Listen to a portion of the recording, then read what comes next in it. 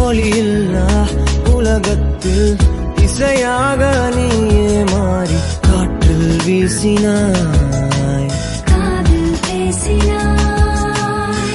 மொழியில்லா மௌனத்தில் விழியாலே வார்த்தை கோர்த்து கண்ணால் பேசினாய், கண்ணால் பேசினாய்.